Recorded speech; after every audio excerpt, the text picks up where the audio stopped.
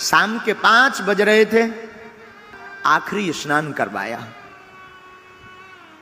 जैसे ही तीनों बाहर निकले, एक दूसरे के हाथ पकड़े भगत सिंह, सुखदेव और राजगुरु ने।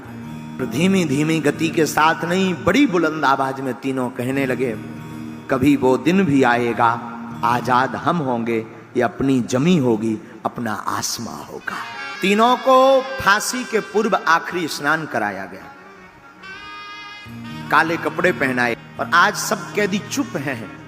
सब कैदी बार बार रास्ते की तरफ देख रहे हैं, बार बार चाप की आवाज सुन रहे हैं, बार बार पद कमलों की आवाज देख रहे हैं कि शायद कोई निकले जाते हुए तो हम भगत सिंह को देख लें। तो आज सब कैदी अपनी अपनी कोठरी में तो हैं, पर कोठरी के बाहर खड़े हुए हैं कि यहां से निकलेंगे तो।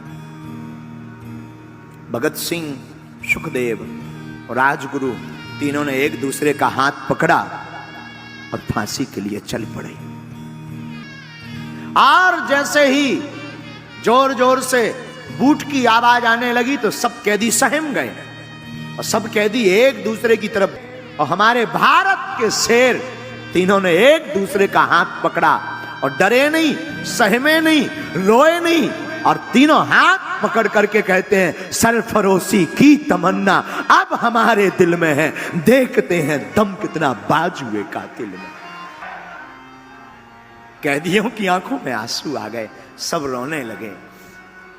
इंकलाब जिंदाबाद के नारे लगाते तीनों शेर चल पड़े। मां को वचन दिया था तो मां ने। घर के नजदीक एक जेल के नजदीक एक मकान था।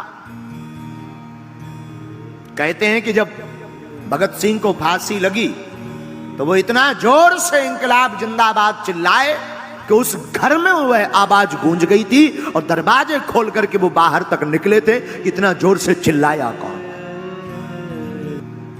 बहादुर हमारे भगत सिंह। जैसे ही पहुंचे, वजन तौला, फांसी देने वाला जल्लाद लाहौर के नजदीक ही शहदरा से आया था। इनके मुख पर काला कपड़ा नहीं डाला गया। और तीनों से पूछा कि सबसे पहले कौन जाएगा? राजगुरु ने आगे बढ़कर के हंसते हंसते फांसी के फंदे को चूम कर गले लगा लिया। बारी बारी से तीनों ने फांसी के फंदे को गले लगा लिया।